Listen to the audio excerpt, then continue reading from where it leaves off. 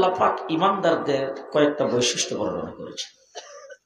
এক নম্বর বৈশিষ্ট্য, ইজা যুকিরাল্লাহু ওয়াজিলাত কুলুবুহুম, ঈমানদার ব্যক্তির অন্তরের ভিতরে আল্লাহ পাকের আজমত, তার বরত্ব, তার আল্লাহ পাকের ভয় ভীতি তার ভিতরে এমন ভাবে ঢুকবে যে আল্লাহর নামটা শোনা মাত্র সে থরথর করে কেঁপে উঠবে। একটু চিন্তা ভাবনা করি, আমি আমারটা বলতেছি, আমি জুনায়েদ আলাইহি একটু চিন্তা করি তো, আল্লাহর নাম শুনলে এরকম আমার অন্তর কাঁপে কিনা। সাহাবায়ে কেরাম যখন আল্লাহু আকবার মসজিদ থেকে আযান শুনতেন, কোরাল উঠাইছে লাকড়ি করার জন্য, কোরালটা সামনের দিকে আনে নাই, পেছন দিকে মারছে। আমরা এখন মসজিদ থেকে আযান হয়, আমাদের কাজ কিন্তু বন্ধ হয় না। আমি আপনাদের ফরিদপুরের লোকজনের কথা বলতেছি না, আমি ঢাকার লোকজনের কথা বলতেছি। আমার কাজকর্ম সব ঠিক। অধিকাংশ মানুষ নিজেরা মুসলমান বলে দাবি করে, কিন্তু নামাজের টাইম কোন দিক দিয়ে যাচ্ছেন, মসজিদে আযান কোন সময় হইতেছেন তার খবরও নেই। এমন লোক আছে কি? লোকজনের মধ্যে এমন লোক আছে কিনা রাত্রে ঘুমাইছে, শেষ রাত্রে ফজরের নামাজ আছে, আযান হবে, মসজিদে উঠতে হবে, এ কল্পনাও নাই। ফরিদপুরে নাই, আছে কিন্তু ঢাকা আছে না। আজকে প্রকাশ্যে আমাদের সামনে আযান হচ্ছে, আযানের মধ্যে শুধু আল্লাহর নাম তো বলা হয় না, আল্লাহু আকবার, আল্লাহু আকবার। আল্লাহ বড়, কত বড়, কত বড় আল্লাহ। তামাম সৃষ্টি জগৎকে যিনি সৃষ্টি করেছেন তিনি বড় কত। আমি একটা চেয়ারের মধ্যে বসবো, আচ্ছা বলেন তো দেখি, চেয়ারটা বড় না আমি বড়? আমার চাইতে বড় চেয়ার হইলে এটা মানাবে? জি, তাহলে চেয়ারটা আমার চাইতে ছোট, আমি সেটার মধ্যে বসবো। আমার আল্লাহ তাবারক ওয়া তাআলা যে কুরসিতে বসেন, ওয়াসিয়া কুরসিয়ুহুস সামাওয়াতি ওয়াল আরদ, তামাম সৃষ্টি জগৎ, আরশ, কুরসি, লৌহ কলম সবগুলোকে বেষ্টনী দিয়ে রেখেছেন আল্লাহ পাকের কুরসি। এবার আল্লাহ কত বড়, কত বড় আল্লাহ। মসজিদ থেকে মুয়াজ্জিন বলতেছেন 5 ওয়াক্ত আল্লাহু আকবার, আল্লাহু আকবার। যদি আমার ভিতরে আল্লাহ পাকের আজমত আর আল্লাহর বরত্ব আর আল্লাহর ভয় আমার ভিতরে থাকতো, আমি কোনো কাজ করতে পারতাম না। ইজা যুকিরাল্লাহু ওয়াজিলাত কুলুবুহুম, আল্লাহ পাকের জিকির শোনা মাত্র যে আল্লাহর প্রেমিক, আল্লাহর উপর ঈমান আনছে, তার অন্তর তত্তর করে কেঁপে উঠবে। وَإِذَا تُلِيَتْ عَلَيْهِمْ آيَاتُهُ زَادَتْهُمْ إِيمَانًا। কোরআনে কারীম কার কালাম? একটু আগে যে কারি সাহেব তেলাওয়াত করলো, কেমন লাগলো? জি, গোটা পৃথিবীতে সবচাইতে বেশি যে গ্রন্থটার তেলাওয়াত সবচাইতে বেশি সুন্দর, সেটার নাম হলো আল কোরআন। হযরত কারি আব্দুল বাসিত রাহমাতুল্লাহ আলাইহি, তিনি মিশরের তখনকার সময়, ওনার সময়ে যিনি মিশরের বাদশাহ ছিলেন, তিনি জাতিসংঘের এক অনুষ্ঠানে যোগদান করবে, তো সাথে কিছু প্রতিনিধি দল যায় না, এর মধ্যে কারি সাহেবরাও সামিল করছেন। তিনি জাতিসংঘের অনুষ্ঠানে সেখানে গিয়েছেন কারি আব্দুল বাসিত সাহেবকে নিয়ে।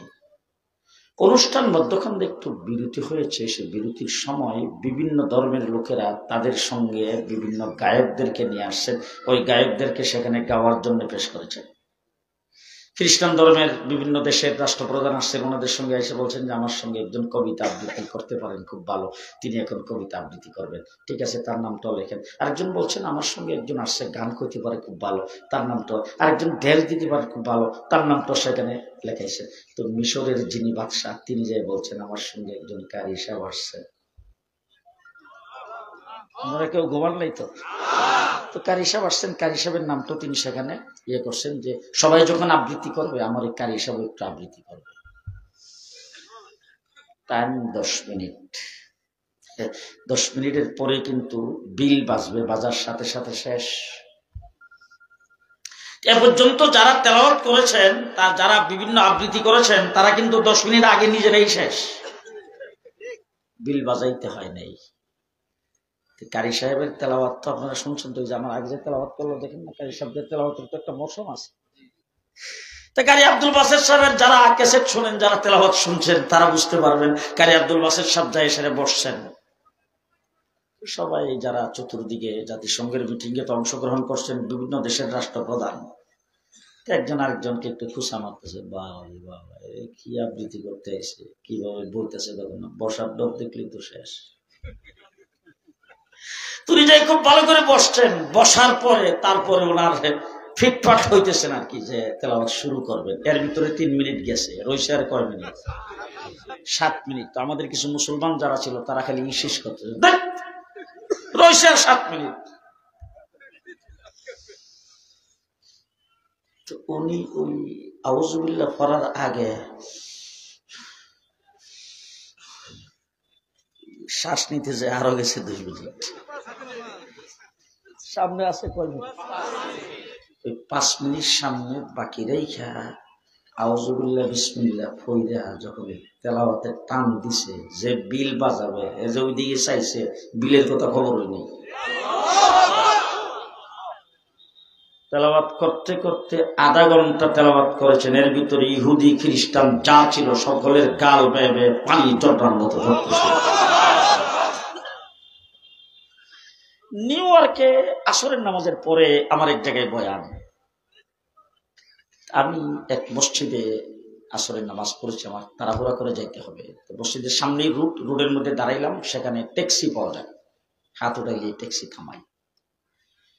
একটা ট্যাক্সি থামাইলো, তিনি পাকিস্তানি এক ড্রাইভার, টুপিদারিওয়ালা। তো থামাইবার পরে আমি যখন গাড়িতে উঠতেছি, ওখানে দাম দর করা লাগে না, আপনি যেখানে যাইবেন সেখানে মিটার দিকে ভাড়া বেশি দিয়ে দিবেন। তবে যখন ট্যাক্সিতে উঠতেছি তখন আমার একটা মোবাইলের রিং বাজছে, আমি মোবাইলে কথা বলবো, দেখি ট্যাক্সিতে কোরআনের তেলাওয়াত বাজতেছে, শেখ সুদাইসির। তা আমি গাড়িটার মধ্যে পাড়া দিয়াই দরজা আটকাই দিছে, বলতেছি, ড্রাইভার সাহেব আপনার তেলাওয়াত বন্ধ কিজিয়ে। যখন বলছি তেলাওয়াত বন্ধ করেন, তখন সে যে আমার দিকে পেছনের দিকে ফিরে তাকাইছে, সব বাইর করে। তখন যখন দেখছে আমার কানে মোবাইল ধরে রাখছি, তখন সেটা বন্ধ করছে। তাই মোবাইলে কথা বলে শেষ করার পরে বললাম, ড্রাইভার সাহেব এবার তেলাওয়াত শুরু কিজিয়ে। তখন সে আমার দিকে ফিরে তাকে বলতেছে, হুজুর, সে বাংলা ভাষায় বলতেছে, হুজুর আপনি যখন গাড়িতে পাড়াটা দিয়ে তেলাওয়াত বন্ধ করতে বলছেন, আমার খুব রাগ লাগছিল। বললাম, কেন, কি কারণ? বলে, গতকাল 2 জন ইংলিশ আমার গাড়িতে উঠছে, একটা যুবক আর একটা যুবতী, দুটোটাই হাফ প্যান্ট পরা। আমি নিজে হাফেজে কোরআন, এই জন্য আমার যখন কাস্টমার না থাকে তখন আমি কোরআন তেলাওয়াত শুনতে থাকি। তারা যখন আমার গাড়ি থামায়, গাড়িতে উঠছে, হঠাৎ করে তেলাওয়াতটা বন্ধ করতে ভুলে গিয়েছিলাম। তারা উঠতে বসার পরে আমি দেখলাম যে ওরি তারা তো উঠছে, তারা তো নাপাক, তারা কাফের, তারা তো মুসলমান না। সাথে সাথে আমি তেলাওয়াতটা বন্ধ করছি। বন্ধ করার সাথে সাথে এরা বলতেছে যে, তুমি কি বাজাইতেছিলে সেটা বাজাও। আমি তখন তাদের দিকে ফিরে বললাম যে, দেখো, এটা আমার ধর্মগ্রন্থ আল কোরআন, এটা কোরআন যেমন পবিত্র, এটা শুনতে হবে পবিত্র অবস্থায়, এবং পাক ও পবিত্র ব্যক্তি সারা কোরআন স্পর্শ করতে পারে না, কোরআন শ্রবণ করতে পারে না। তোমরা তো হইলে খ্রিস্টান, তোমরা তো হইলে বিধর্মী, সুতরাং তোমরা সবসময় বেশিরভাগ সময় নাপাক থাকো, তোমাদের পাক না পাক ঠিক নাই। আর তোমরা যেহেতু মুসলমান না, এই জন্য আমার ধর্মগ্রন্থের তেলাওয়াত তোমরা শুনতে পারো না। একথা বলার সাথে সাথে দুজন বলতেছে, তোমাদের ধর্মগ্রন্থের তেলাওয়াত শুনতে আমাদের কাছে খুব ভালো লাগে। ইজা যুকিরাল্লাহু ওয়াজিলাত কুলুবুহুম ওয়া ইজা তুলিয়াত আলাইহিম আয়াতুহু যাদাতুহুম ঈমানা। আমি যখন, আপনারা রাগ করতেছেন না তো, আমি যখন 2 বছর জেলে ছিলাম, 1.5 মাস রিমান্ডে ছিলাম, 2 বছর পরে যখন জেল থেকে বের হলাম, আমি খুব অসুস্থ, আমি ইসলামিক ব্যাংক হাসপাতালে চিকিৎসাধীন। বাংলাদেশের তখনকার সময়ের যিনি স্বরাষ্ট্রমন্ত্রী ছিলেন, উনি আমার ছেলে, আমার জামাই, ওদের সাথে যোগাযোগ করতেছে বারবার, তাড়াতাড়ি হুজুরকে আমার কাছে নিয়ে আসেন। 2-3 দিন হয়েছে, 4 দিন হয়েছে, বের হয়ে গেছে, এখন আমার সঙ্গে দেখা করে নেই। তো সচিবালয়ে আমাকে ডাকাইলেন, আমি সেখানে গেলাম। যাওয়ার পরে 3 বাহিনীর প্রধান, NSI, SB, DGF এর প্রধান সহ, পুলিশ প্রধান সহ তারা প্রায় 20-25 জন। আর স্বরাষ্ট্রমন্ত্রী যিনি, তিনিও বসছেন একদম রুদ্ধদ্বারে, আমি শুধু একা। বসার পরে স্বরাষ্ট্রমন্ত্রী যে ওয়াজটা করছে এটা আপনাদের একটু শোনা দরকার। প্রথম ওয়াজ হইল, এমন একজন ধার্মিক মহিলা পাবেন কোথায়?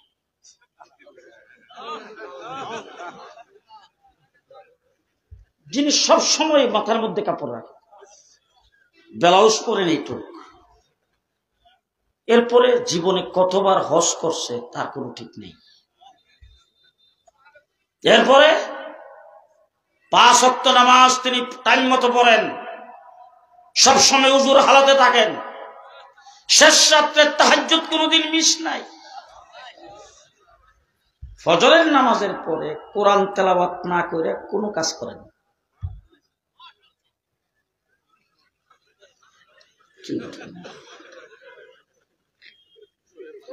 আরে যেই ব্যক্তি কোরআনে কারিমের তেলাওয়াত করে তার ঈমান তো আস্তে আস্তে বাড়তে থাকে, আর সে তো আজীবন বেঈমানের কাজ করেছে। গণভবন যখন দখল করা হলো তখন সেখানে মদের বোতল পাওয়া গেছে, শুধু নামাজের মুসল্লার কোরআন শরীফ পাওয়া যায়নি।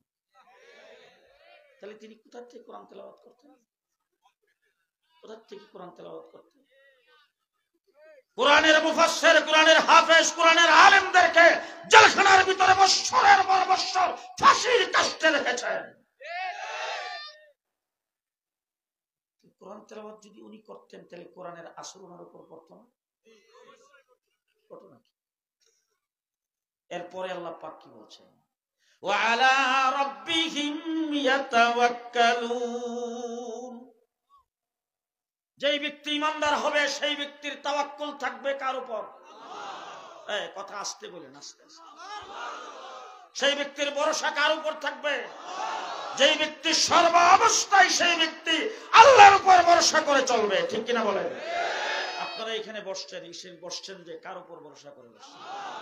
জি, আমি এখন কথা বলতেছি, আমার জবান থেকে একের পর এক শব্দ বের হচ্ছে, সেটা কে বের করছেন? আপনারা আমার কথা শুনতেছেন, শ্রবণ শক্তি কে দিয়েছেন?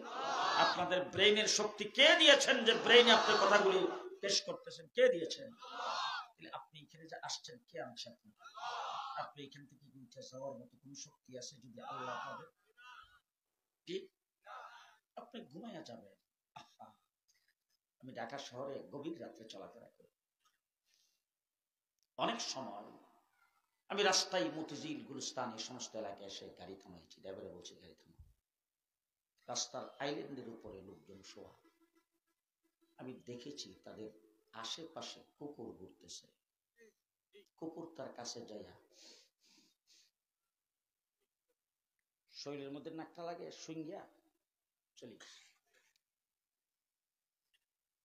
তাদের কাছে যায় দেখলাম অসংখ্য পোকামাকড় তাদের শরীরে, তাদের আশেপাশে ঘুরে। কিন্তু আজ পর্যন্ত কোন মিডিয়ায়, কোন ফেসবুকে কোথাও দেখছেন যে ঢাকা হাইকোর্টের সামনে, জাতীয় উদ্যানের সামনে, গুলিস্তানে, মতিঝিলে আইল্যান্ডের উপরে শোয়া ছিল, তাদের নাকে দিয়ে যায় পোকা ঢুকছে? জি, পাহারা কে দিল? কে দিল? আমার আল্লাহ রাব্বুল আলামিন বলেন, বান্দা কি চিনছো আমাকে ভালো করে চিনে রাখো। লা তাখুযুহু সিনাতু ওয়ালা নাওম। বান্দা, ঘুম তো তোমার জন্য আরামদায়ক, তোমার স্বাস্থ্যের জন্য ঘুমের দরকার, তোমার জীবনের জন্য ঘুমের দরকার, তোমার কর্মস্পৃহার জন্য ঘুমের দরকার, তোমার ব্রেনের জন্য ঘুমের দরকার। এর জন্য আমি আরামের ঘুম তোমাকে সেই নিয়ামত দান করেছি। বান্দারে, আমি এক মুহূর্তের জন্য ঘুমাই না, তুমি যখন ঘুমাও তোমাকে আমি আল্লাহ রাব্বুল আলামিন পাহারাদারি করি।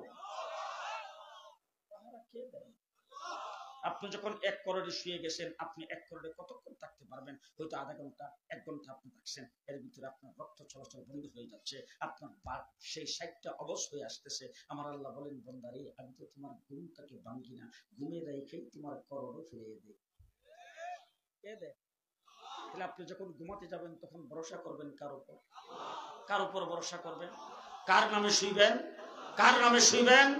তাহলে যেই সমস্ত ব্যক্তিরা পরিষ্কার ভাষায় কেউ হয়তো রাগ হইতে পারেন, 100 বার রাগ হন, সবচাইতে বেশি নির্যাতিত গত 17 বছর আমরা হয়েছি, এর চাইতে বেশি নির্যাতিত কেউ হয় নাই। আমাদের ভিতরে জাল আছে। 17টা বছর পর্যন্ত কোন মসজিদের ইমামের মেহরাব নিরাপদ ছিল না, কোন মসজিদের খতিবের মিম্বর নিরাপদ ছিল না, কোন ওয়াজ মাহফিল ইসলামী সম্মেলনের স্টেজ নিরাপদ ছিল না। বাংলাদেশে ভিন্ন মতের কোন মানুষ কোন কথা নির্দ্বিধায় বলতে পারে নাই। কথাই বলছেন খেলা হবে। আমরা কিন্তু 17 বছর খেলার মাঠে ছিলাম।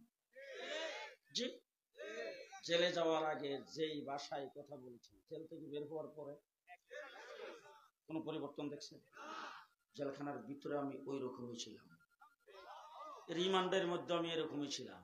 আমি পরিষ্কার, যেদিন আমার সঙ্গে বেশি খারাপ ব্যবহার করতে শুরু করেছেন ওই দিন পরিষ্কার বলে দিছি, আপনাদের শেষটা আমাদের জানা আছে। আমার দিকে একজন অফিসার সব বাইর করে থাকে, শেষটা কি জানা আছে? বলছে শেষটা করস পায়া। কথা কয় না, আপনাদের শেষটা তো করস ফায়ার, এটা তো আমার জানা আছে। সুতরাং আমি যখন জেলের বাহির ছিলাম, প্রত্যেক দিন ঘর থেকে বের হওয়ার সময় আমি আর ফিরে আসবো কিনা সন্দেহের জন্য পরিবারের কাছ থেকে বিদায় নিয়ে বের হতাম। বারবার আমাদেরকে বলছেন খেলা হবে। 17 বছর আমরা খেলার মাঠে ছিলাম, কিন্তু দুঃখ এই জায়গায় আপনারা আমাদের সঙ্গে 17 বছর খেলছেন, দলীয় পাওয়ারে খেলেন নাই, আপনাদের কর্মীদেরকে দিয়ে খেলেন নাই, পুলিশ লীগের অস্ত্রের বিনিময়ে খেলেছেন। আজকে পুলিশ আপনাদের সাথে নাই, কোথায় আপনারা? কোথায়? লেডি প্রধানমন্ত্রী যখন পদত্যাগ করে তখন 3 বাহিনীর প্রধান, পুলিশ প্রধান তার সামনে যখন গিয়েছে তখন রাগ করে তাদেরকে গালিগালাজ করতেছে আর বলতেছে আপনাদেরকে নিচের থেকে উপরে উঠেছি, আপনাদেরকে এই করেছি সেই করেছি, এত সুযোগ সুবিধা দিয়েছি, এখন আপনাদের এখানে গণভবনের কাছে কে আসবে তাদেরকে ঠেকান। পুলিশ প্রধান তখন বলেছেন ম্যাডাম, গুলি করলে যার গায়ে গুলি লাগবে সে নিচে পড়বে, তার পাশের লোকটা পেছনের দিকে যাবে না, সামনের দিকে আসবে। আমার বন্ধুগণ, সারা বাংলাদেশের মানুষগুলি অতিষ্ঠ হয়ে গিয়েছিল।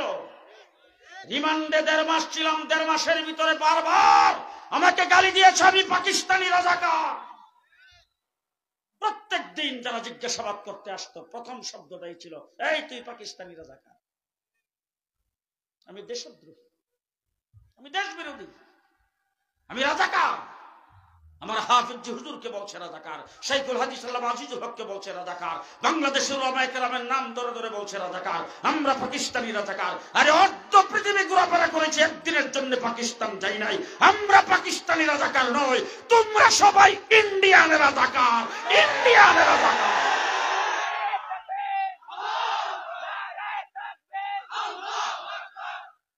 আমার দেশ পাকিস্তানিদের জন্য হুমকির সম্মুখীন নয়, ইন্ডিয়ার জন্য হুমকির। ঠিক কিনা বলে? ইন্ডিয়ার জন্য, ইন্ডিয়ার মাধ্যমে আমরা হুমকির সম্মুখীন। আজকে আমার বাংলাদেশে পদে পদে ইসকনের মাধ্যমে, সংখ্যালঘুদের মাধ্যমে দেশে গোলাপানিতে মাছ শিকার করার চেষ্টা চলছে। গোটা পৃথিবীর, আমি যেদিন পদত্যাগ করেছেন ওই 5 তারিখে আমি ছিলাম লন্ডন। লন্ডনে শেখ হাসিনার আপন মেয়ের, আপন বোনের মেয়ে, ওখানকার নির্বাচিত এমপি, ওখানকার ক্যাবিনেট মন্ত্রী, সে নিজে দৌড়াদৌড়ি করেছেন লন্ডনে তার খালাকে একটু আশ্রয় দেওয়া যায় কিনা। লন্ডন থেকে পরিষ্কার নিষেধ করে দিয়েছে। আমেরিকার নাগরিক শেখ হাসিনার ছেলে জয় নিজে সাদা চামড়ার ইহুদিকে বিয়ে করেছেন, কিন্তু সেই জায়গায়ও তাকে আশ্রয় দেয় নাই। কানাডা তাকে আশ্রয় দেয় নাই, অস্ট্রেলিয়াকে তাকে আশ্রয় দেয় নাই। তুমি তাকে কি হিসেবে আশ্রয় দিলা? কি হিসেবে আশ্রয় দিলা?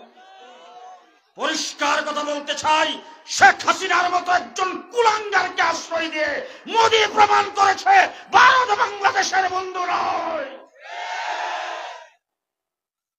ভারত আমাদের পার্শ্ববর্তী দেশ, আমরা বন্ধুত্ব রেখে চলতে চাই, কিন্তু তোমরা প্রমাণ করেছো পদে পদে তোমরা আমাদের বন্ধু নয়।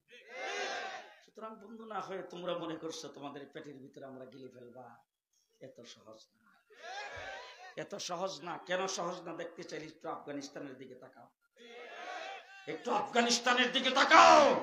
বিশ্বের সুপ্রিম পাওয়ার পরাশক্তিকে লাঠি ডান্ডা দিয়ে প্যাম্পাস পরায় ছেড়ে দিয়েছেন। মোদি সাহেব, তোমারও দুটি সামলাও।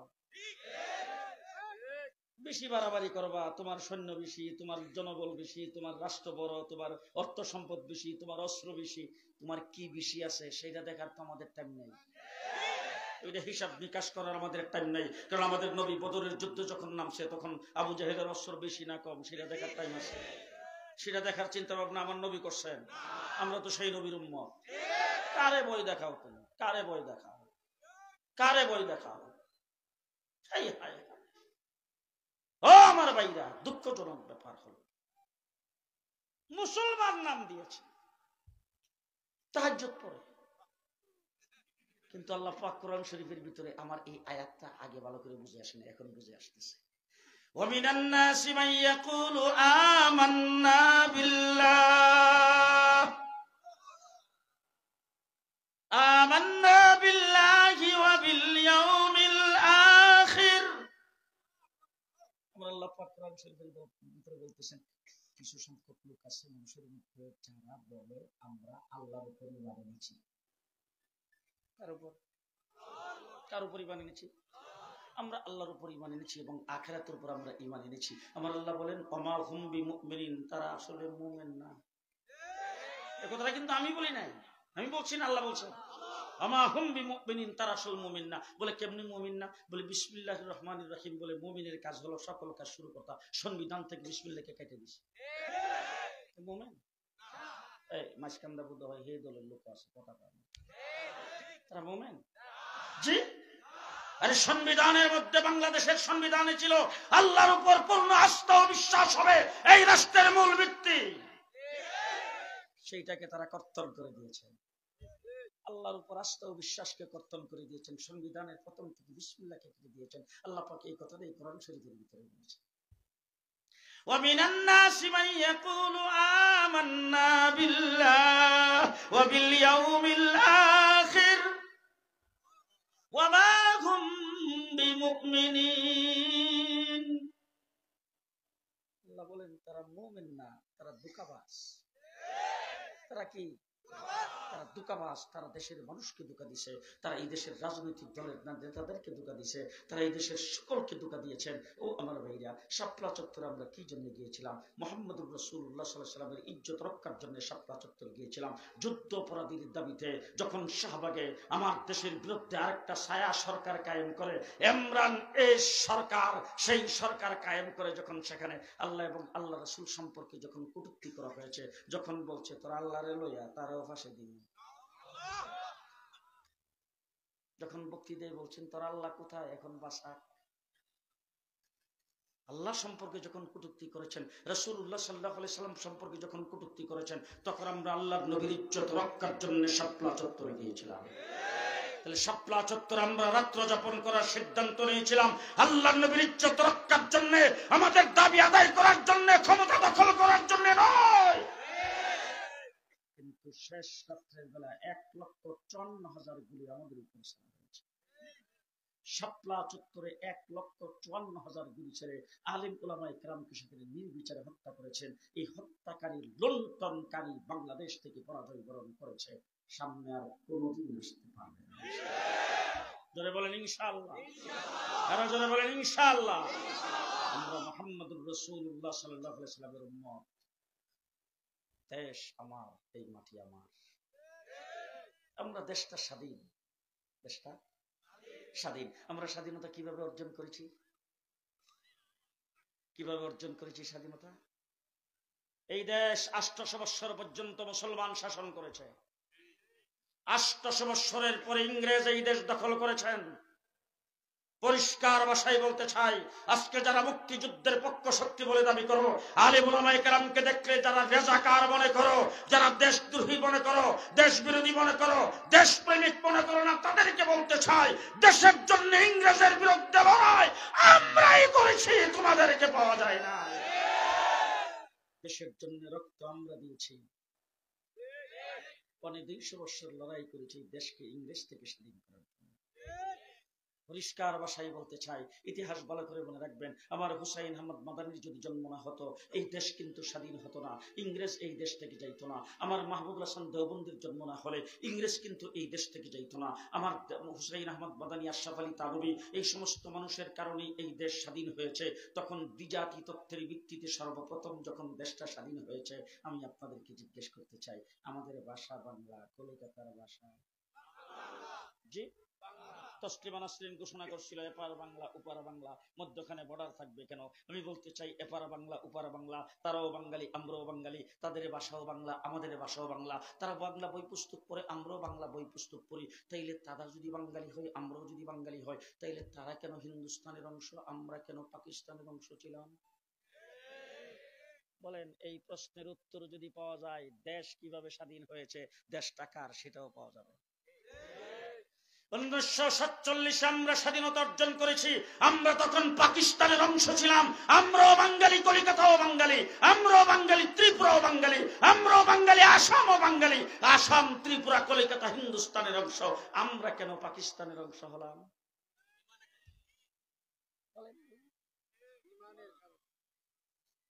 আমরা মুসলিম অধ্যুষিত, এই জন্য পাকিস্তানের অংশ হয়েছি, ঠিক না বেঠিক? আমরা মুসলমান, এই জন্য পাকিস্তানের অংশ হয়েছিলাম, ঠিক কিনা বলেন? ঠিক কিনা বলেন?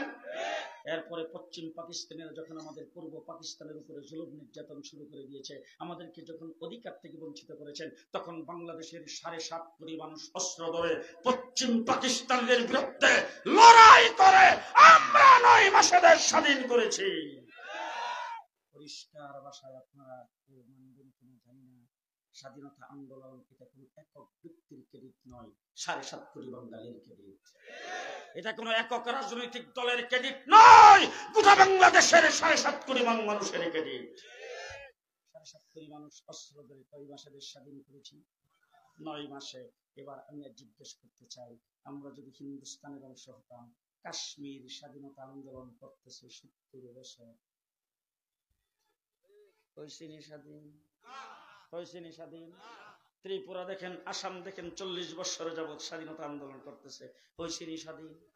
জি, পরিষ্কার ভাষায় বলতে চাচ্ছি, যদি আমরা মুসলিম মেজরিটি, মুসলিম অধ্যুষিত হিসাবে যদি আমরা পূর্ব পাকিস্তান না হতাম, পাকিস্তানের অংশ যদি না হতাম, আমরা 70 বছর আন্দোলন করে স্বাধীনতা অর্জন করতে পারতাম না। তাহলে আমাদের স্বাধীনতার মূলে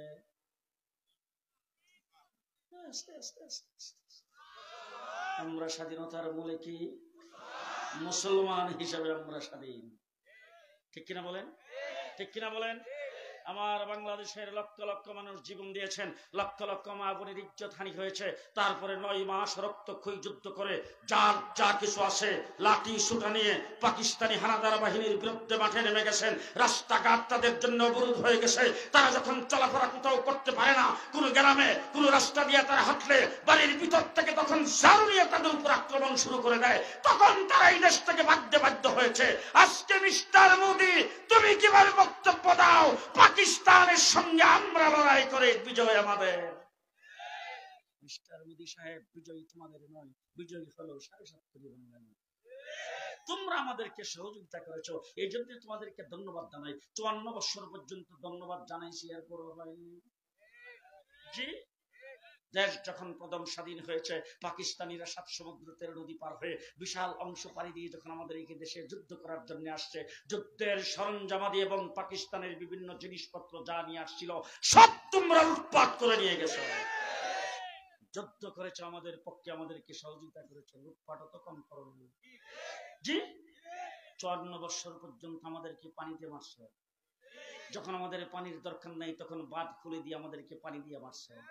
54 বছর পর্যন্ত আমার বাংলাদেশের জিনিসপত্র লুণ্ঠন করে, আর 17 বছর তোমাদের অনুকূলে সরকার পেয়ে তোমরা জানিস সবচাইতে বেশি আমাদের দেশকে লুণ্ঠন তোমরা করেছ। সুতরাং দেশ স্বাধীন করেছি আমরা মুসলমান হিসাবে, সামনে আমরা কি মুসলমান হিসাবে থাকতে চাই? আরো থাকতে চাই মুসলমান হিসাবে, থাকতে চাই মুসলমান হিসাবে। আল্লাহ না করুক, আল্লাহ না করুক, ওয়াজ মাহফিলে দাঁড়ায় কত সুন্দর ওয়াজ করি। এই দেশ শামসুল হক ফরিদপুরের দেশ, এই দেশ মুফতি আব্দুল কাদিরের দেশ, এই দেশ ইমুক বড় হুজুরের দেশ, এই দেশ শাহজালাল শাহপরান খান জাহানালীর দেশ। আমাদের মাটির নিচে খান জাহান আলী শুয়ে আছেন, আমাদের মাটির নিচে শাহজালাল শাহপরান শুয়ে আছেন। আমরা খুব আত্মতৃপ্তি, এই সমস্ত বড় বড় অলি আব্দাল গাউস কুতুবরা আমাদের মাটির নিচে আছে, আমাদের টেকাই কেডা? এবার আমি আপনাদের জিজ্ঞেস করতে চাই, ফিলিস্তিন কার দেশ?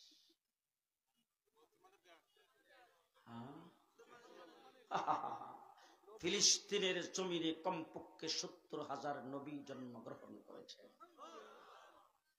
হাজার হাজার নবী ফিলিস্তিনের মাটির নিচে শুয়ে আছে, হাজার হাজার নবী। নবী রাসূলদের দেশ ফিলিস্তিন। 1,24,000 পয়গাম্বরের পারা যেখানে পড়ছে। আমার নবী মুহাম্মদুর রাসূলুল্লাহ সাল্লাল্লাহু আলাইহি ওয়াসাল্লাম মেরাজের রাত্রিতে সমস্ত নবীদের ইমামতি করেছেন সেই ফিলিস্তিন। সেই জায়গার ভিতরে টনের টন বোম ফুটতেছে কিনা বলেন? সেই জায়গার ভিতরে আজকে 70 বছর যাবত আমাদের মুসলমানদেরকে মারতেছেন।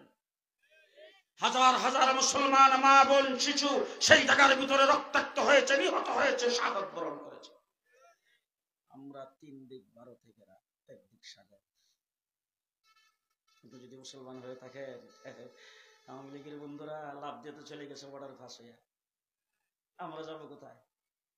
যে আমি জুনায়েদ আল হাবিব যখন পার হইতে যাব, ফেলানির মতো গুলি করে মারা হবে। তো আপনারা যখন পার হতে যাবেন, ফেলানির মতো গুলি করে মারা হবে। তোমরা লেডি প্রধানমন্ত্রীকে পাওয়ার সাথে সাথে তোমরা আমাদের ভিসা বন্ধ করে দিয়েছো চিকিৎসার জন্য, যাতে তোমাদের এদিকে না যায়। তা আমরা তোমাদের এদিকে যাওয়ার দরকার না, আমাদের বাংলাদেশে চিকিৎসার অভাব নাই। কিন্তু তোমরা যে মরতেছো ওইটারও খবর আছে। ব্যবসা বাণিজ্য যা আছে সব বন্ধ, হোটেলগুলি বন্ধ হয়ে যাচ্ছে, বাজারের দুকে দুকে মরতেছে। ঠিক কিনা বলেন? তোমরা আমাদেরকে বাথে মারবা, আমরাও তোমাদেরকে মারতে পারবো। আমাদেরও সেই শক্তি আছে না নাই? আছে না নাই? তাইলে তোমরা আমাদেরকে কি করে মারবা যদি তোমরা আমাদের উপর আক্রমণ করো? আর এমন কোন একটা পরিস্থিতি আল্লাহ না করুক, আল্লাহ না করুক, আল্লাহ না করুক, আমরা শান্তিতে এই দেশে বসবাস করতে চাই। আমরা নাগরিক অধিকার নিয়ে দেশে বসবাস করতে চাই, স্বাধীন সার্বভৌম বাংলাদেশে স্বাধীনতার সাথে বসবাস করতে চাই।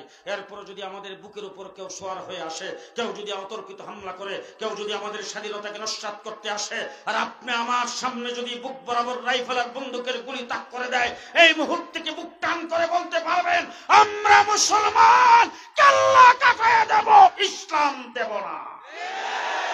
পারবেন? পারবেন? পারবেন? পারবেন? পারবেন? পারবেন? জীবন দিয়ে দেব, জীবন দিয়ে দেব, ঈমান দেব না। জীবন দিয়ে দেব, ঈমান দেব না। আমরা মুসলমান হিসেবে থাকতে চাই, আমাদের সন্তানাদিদেরকে মুসলমান হিসেবে রাখতে চাই। যারা বলেন ঠিক না ঠিক? তাহলে 17 বছর পর্যন্ত লড়াই আমরা করেছি। আজকে আমার বাংলাদেশের বিএনপি, বাংলাদেশের জামাত, বাংলাদেশের আওয়ামী বিরোধী রাজনৈতিক যত দল সবাই নির্যাতিত হয়েছে। তারা বৎসরের পর বৎসর জেলখানায় ছিল, তাদের অনেককে ক্রস ফায়ার দেওয়া হয়েছে, অনেককে ফাঁসির কাস্তি ঝোলানো হয়েছে। আপনারাও 17 বছর পর্যন্ত নির্যাতিত হয়েছেন। আপনাদের নির্যাতনকে আমরা শ্রদ্ধা ভরে স্মরণ করি। আপনাদের নির্যাতনের জন্য আমরাও দুঃখিত, আমরা আপনাদের জন্য দোয়া করি, আমরা আপনাদেরকে সাথী মনে করি। তবে বুকে হাত রেখে একটা কথা জিজ্ঞেস করতে চাই, আপনাদের 17 বছরের নির্যাতন একত্রিত করেন, আমার শাপলা চত্বরের এক রাত্রির সমান হবে। শাপলা চত্বরে আমরা এক রাত্রে 1 সাগর রক্ত দিয়েছি। আমরা 2021 সালে আমার ব্রাহ্মণবাড়িয়াতে 15 জন, চট্টগ্রামে 7 জন, আমার 21 জন 22 জন লোককে পাখির মতো গুলি করে হত্যা করা হয়েছে। 21,000 হেফাজতে ইসলামের নেতা কর্মী, দেশের আলেম ওলামা ইকরাম দিনদার ব্যক্তিদেরকে জেলখানার ভিতরে ঢুকায়া বৎসরের পর বৎসর। আমি 2 বছর জেলে ছিলাম। মৌলানা আজিজুল হক ইসলামাবাদী 2 বছরের উপরে ছিল। মৌলানা মামুনুল হক 3 বছর একাধারে জেলখানার ভিতরে ছিল। এইভাবে জেলখানার ভিতরে আমাদেরকে রাখা হয়েছে। আমাদেরকে যখন জেল থেকে কোর্টে চালান করা হতো, তখন হাতে পায়ে কোমরে ডান্ডা বিড়ি লাগে, তারপর আমাদেরকে কোর্টে আনা হতো। আমাদেরকে কোর্টের মধ্যে নির্মম ভাবে আনা হতো, সেখানে আইনা তারপর আমাকে বেঁধে রাখা হতো। তারপরে আমাদের পরিবারের সঙ্গে অন্তত 1 বছর পর্যন্ত সাক্ষাৎ আর যোগাযোগ করতে দেওয়া হয় নাই। ফাঁসির শেরে আমাদেরকে রাখা হয়েছে। কিন্তু দুঃখ লাগে, অন্তরে রক্তক্ষরণ হয়। এখন যারা গ্রেফতার হয়েছে তাদেরকে যখন ইস্তারির কাপড় পরে কোর্টে আসতে দেখি, আমাদের রক্তক্ষরণ হয়। যারা লুটপাট করেছে এই দেশ, যারা নির্যাতনের পাহাড় করেছে, তারা কেন এইভাবে আরামে আসবে? পরিষ্কার ভাষায় বলতে চাই, এদেশের সম্পদ লুণ্ঠন করেছে তারা। বিচারপতি ধরা পড়ছে বর্ডারে, তার ব্যাগের ভিতরে 70 লাখ। লুণ্ঠন কাকে বলে? শুনলাম কোন নেতাকে গ্রেফতার করতে যায় তার বাসার লিফটের গর্তের ভিতরে পাইছে 400। কি ঘটনা? প্রত্যেক বাসা বাড়িতে তোমরা অর্থের পাহাড় করেছ, বেগম পাড়ায় বাড়ি করেছ, বিদেশে তোমরা টাকা পয়সা পাচার করে দেশকে পঙ্গু করে দিয়েছ। তোমরা একদিক থেকে জালেম, আরেক দিক থেকে লুটেরা। সে জালেম আর লুটেরা যারা 17 বছর পর্যন্ত যারা জুলুম করেছে, নির্যাতন করেছে, দেশের সম্পত্তি লুণ্ঠন করেছে, তারা জেলখানার ভিতরে জামায়া ধরে থাকবে কেন? কেন জামায়া ধরে থাকবে? হায় হায় হায়, তারা জামায়া ধরে থাকতে পারবে না। তারা সেই জায়গার ভিতরে নির্মম পরিণতি তাদের ভোগ করতে হবে। আমার বাংলাদেশে 57 জন আর্মি অফিসারকে যেইভাবে এক রাত্রে হত্যা করেছেন, শেখ হাসিনার 57 বার কমপক্ষে ফাঁসির কাস্টে ঝুলাতে হবে। শাপলা চত্বরে হাজার হাজার আলেম ওলামায়ে কেরামকে পাখির মতো গুলি করে হত্যা করেছেন। প্রত্যেকটা হত্যাকাণ্ডের জন্য তার বিচার হবে। এই জন্য মিস্টার মোদী সাহেবকে বলবো, তাকে বাংলাদেশে পাচার করো, তাকে সেখানে রাখা যাবে না। আমরা তার বিচার বাংলাদেশের মাটিতে দেখতে চাই। আমার বন্ধুগণ, দেশ আমাদের, আমরা এদেশে থাকতে চাই মুসলমান হিসেবে। ভবিষ্যৎ প্রজন্ম এদেশে ইসলাম নিয়ে বেঁচে থাকবে। আপনারা কি বলেন? কি বলেন? শিক্ষার সর্বস্তর থেকে ধর্মীয় শিক্ষাকে আউট করে স্কুল কলেজ ইউনিভার্সিটিতে ধর্মীয় শিক্ষার পরীক্ষাও বাতিল করা হয়েছে। শরীফ থেকে শরীফার কিচ্ছা, বানর থেকে মানুষ তৈরি, রাম রামায়ণের কিচ্ছা ঢুকানো হয়েছে। আমার খোলাফায়ে রাশিদিনের ইতিহাস বাতিল করা হয়েছে। আমার নবীর জীবনী সেখান থেকে বাদ দেওয়া হয়েছে। আজকে দেশ নতুন ভাবে আবার জুলাই আগস্টের আন্দোলনে আমরা স্বাধীন করেছি। এই স্বাধীনতার পরে অন্তর্বর্তীকালীন সরকার শিক্ষা কমিশন গঠন করেছে। আমরা দাবি জানাইছি বাংলাদেশের অন্তত কমপক্ষে 2 জন আলেমকে শিক্ষা কমিশনে রাখা হোক, কিন্তু আজ পর্যন্ত আমাদের দাবির কোনো সাড়া পাইনি। আপনাদের কাছে বলতে চাই, আগামী দিনে বাংলাদেশে শিক্ষানীতি প্রণয়ন হবে। যেই কমিশন গঠন করা হয়েছে সেই কমিশনের মাধ্যমে ইসলাম ধর্মের সাথে সাংঘর্ষিক শিক্ষানীতিতে কিছুই থাকতে পারবে না। 1 ক্লাস থেকে শুরু করে ইউনিভার্সিটি পর্যন্ত সর্বস্তরের ধর্মীয় শিক্ষা বাধ্যতামূলক করতে হবে। রাজি থাকলে হাত তুলে দেখান।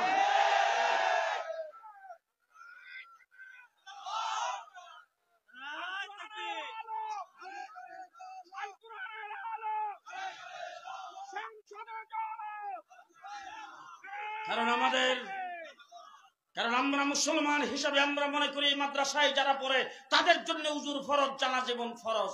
স্কুলে যদি কোনো মুসলমানের সন্তান পড়ে তার জন্য উজুর ফরজ জানা, নামাজ জানা, গোসল জানা, পাক পবিত্রতা জানা, হালাল হারাম জানা ফরজ কিনা বলেন? তাহলে আপনার একটা ছেলে মাদ্রাসায় পড়ে আর 3টা ছেলে স্কুলে পড়ে। একটা ছেলে মাদ্রাসায় পড়ে সে হালাল হারাম জানবে, পাক না পাক জানবে, আর যিনি স্কুলে পড়ে সে কিছুই জানবে না। জি, আমরা চাই স্কুল কলেজ ইউনিভার্সিটিতে হালাল হারাম পাক পবিত্রতা শিক্ষা, কোরআন শরীফ সহি শুদ্ধ শিক্ষা, নামাজ শিক্ষা, সব মুসলমানদের জন্য যে সমস্ত কিছু ফরজ সেইগুলি শিক্ষা সেখান থেকে হইতে হবে। আপনারা সবাই একমত? আপনারা সবাই একমত? 2 নম্বর কথা বলতে চাই, দেশটা আমাদের স্বাধীন হয়েছে 54 বছর। কয় বছর? 54 বছরের ভিতরে সর্বপ্রথম দেখলাম সোনার বাংলা। আপনারা কে দেখছেন জানি না, আমি দেখছি একজনে বমি করছে, আরেকজন করছে। রাস্তার কিনারের কুসুর ডুগা একটাও রাখে না। এরপরে মানুষ জীবন বাঁচাতে পারে নাই। কিছুদিন পরে হঠাৎ করে আসলো সবুজ বাংলা, এরপরে আসলো নতুন বাংলা। রেডি প্রধানমন্ত্রী ক্ষমতায় এসে ঘোষণা দিলেন আধুনিক বাংলাদেশ। কিছুদিন পরে মডার্ন বাংলাদেশ। এরপর হয়ে গেল ডিজিটাল বাংলাদেশ। পদ্মা সেতু উদ্বোধন করার সময় ঘোষণা দিয়েছেন স্মার্ট বাংলাদেশ। কি বাংলাদেশ? পেঁয়াজের কেজি 240, কাঁচা মরিচের কেজি 1000 টাকা। জিনিসপত্র মানুষের ক্রয় ক্ষমতার বাহিরে। স্মার্ট বাংলাদেশ। লড়াই করেছে 17 বছর, জীবন আমরা দিয়েছি। শুধু তাই না, দেশপ্রেমিকের ভূমিকা আমরা পালন করেছি। যখন ছাত্ররা রাস্তায় নেমেছেন কোটা বিরোধী আন্দোলন, বৈষম্যের বিরুদ্ধে যখন আন্দোলন শুরু করেছেন, আমার মাদ্রাসার ছাত্রদের কি কোটার প্রয়োজন? বলেন। মৌলানা কামরুজ্জামান সাহেব জীবনে কোথাও চাকরির জন্য দরখাস্ত করছে? আমি আমার জীবনে চাকরির জন্য দরখাস্ত করছি। আমার মাদ্রাসায় যারা ফারেক হয় তারা চাকরির জন্য দরখাস্ত করে। পরিষ্কার আমরা যখন সনদের স্বীকৃতি নেই, আমাদের আল্লামা আহমদ শফি রহমতুল্লাহ আলাই প্রধানমন্ত্রীর সামনে বসে পরিষ্কার ভাষায় বলছেন, মাননীয় প্রধানমন্ত্রী, আপনার অফিস চাই না, আপনার ম্যান চাই না, আপনার বরাদ্দ চাই না, আপনার বাজেট চাই না, আপনার কোনো টাকা পয়সা কিছুই চাই না। আমরা যেইভাবে মুষ্টির চাউল দিয়ে চলছি সেইভাবে চলবো। আমরা শুধু আমাদের অধিকার চাই। আমরা আমাদের অধিকার ফিরে পেয়েছি, সনদের স্বীকৃতি পেয়েছি। আপনাদের কিছুই চাই না, আপনাদের কাছে চাকরির জন্য দরখাস্ত করি না। কিন্তু স্কুল কলেজে যারা লেখাপড়া করে তারা আমার বাংলাদেশের মুসলমান ভাই। তারা যখন রাস্তায় নেমে জীবন দিতে শুরু করেছেন, আমার বাংলাদেশের কওমি মাদ্রাসার ছাত্র শিক্ষক কেউ ঘরে বসে থাকে নাই, রাস্তায় নেমে আসছে। সে আন্দোলনে আমরা 84 জন জীবন দিয়েছি। মাদ্রাসার ছাত্র শিক্ষক 84 জন জীবন দিয়েছেন। আমরা দেশপ্রেমিক হিসাবে তাদের সাথে ছিলাম। এরপরে যখন শেখ হাসিনার পদত্যাগের সাথে সাথে যখন ঘোষণা করলেন পুলিশ বাহিনী আর কাজ করবে না, গ্রামে গঞ্জে বিভিন্ন জায়গায় যখন অকারেন্স সৃষ্টি হয়ে গেছে, সারা গ্রামে গঞ্জের সবকিছু পাহারাদারির ব্যবস্থা আমরা করেছি। রাস্তায় ট্রাফিক নাই, যানজটের সৃষ্টি হয়েছে। স্কুল কলেজ এবং মাদ্রাসার ছাত্ররা মিলে আমরা ট্রাফিকের দায়িত্ব পালন করেছি। ভারত যায় বসে সর্বপ্রথম যে কুড়ি চালছেন সেটা হলো এই দেশে সংখ্যালঘুদের উপর নির্যাতন হচ্ছে। গোটা বাংলাদেশের সমস্ত সংখ্যালঘুদের স্থাপনা এবং তাদের মন্দির আমরা পাহারাদারি করেছি। সংখ্যালঘুদের উপর কোথাও নির্যাতন হচ্ছে না। ভারত পেপার পত্রিকায় টেলিভিশনে বিভিন্ন রকম মিথ্যা প্রবকাণ্ডা ছড়াচ্ছেন। আমার বাংলাদেশের কোথাও সংখ্যালঘুদের উপর নির্যাতন হচ্ছে না, বরঞ্চ সংখ্যালঘুরা গত কিছুদিন আগে যে পূজা পালন করেছেন, ভারত থেকে বেশি আরামে এই দেশে পূজা পালন করেছেন। আজকে পরিষ্কার ভাষায় বলতে চাই, আমার সংখ্যালঘু ভাইয়েরা, আমার আদালত পাড়ায় একজন আইনজীবীকে যেইভাবে জবাই করে হত্যা করেছেন, ইচ্ছা করলে 1 ঘন্টার ভিতরে বাংলাদেশ থেকে আপনাদেরকে বিদায় করে দিতে পারতাম। কিন্তু আমরা সেই কাজটি করি নাই। সাম্প্রদায়িক সম্প্রীতির দেশ বাংলাদেশ। এখনো বলছি, আপনারা এই দেশে নাগরিক সুবিধা ভোগ করে থাকবেন, কোনো আপত্তি নাই। প্রধান বিচারপতি হয়েছেন, আপত্তি করি নাই। মন্ত্রী মিনিস্টার হয়েছেন, আপত্তি করি নাই। পুলিশ অফিসার হয়েছেন, আপত্তি করি নাই। আপনারা আপনাদের সুযোগ সুবিধা বুঝে নেবেন, আমাদের কোনো আপত্তি নাই। সহাবস্থান করবেন, একসাথে ব্যবসা বাণিজ্য করবেন, ক্ষেত খামারে কাজ করবেন, সব কাজ করবো আপনাদের সাথে। আমরা আসি, একসাথে থাকবো, কোন প্রকার কোনো আপত্তি নেই। বৈষম্য আমাদের ভিতরে নাই। সাম্প্রদায়িক সম্প্রীতি বজায় রেখে আমরা এই দেশে চলে আসছি, সামনেও চলবো। তবে ইসকনের ফাঁদে যদি পা দেন,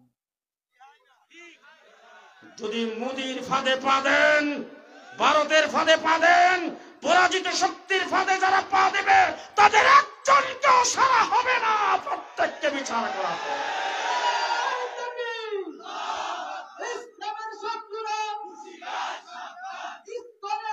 ভাইরা আমার, ভালো করে শুনে রাখবেন, সব দেখা শেষ।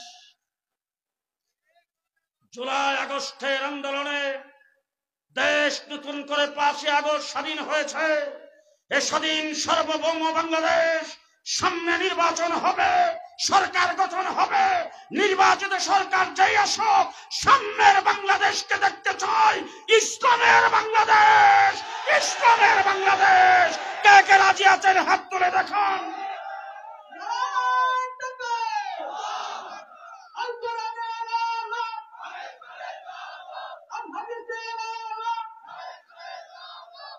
আমার বন্ধুগণ, ইসলামের বাংলাদেশ যদি কায়েম করতে চান, উলামায়ে কেরামের নেতৃত্ব থাকতে হবে। উলামায়ে কেরাম দ্বীন ইসলামের পাহারাদার, দেশের স্বাধীনতার পাহারাদার। পরিষ্কার ভাষায় বলছি, দ্বীন ইসলামের পাহারাদারদের ক্যান্টনমেন্ট এই মাদ্রাসা। আমার বিআই হযরত হাফেজ কবির আহমদ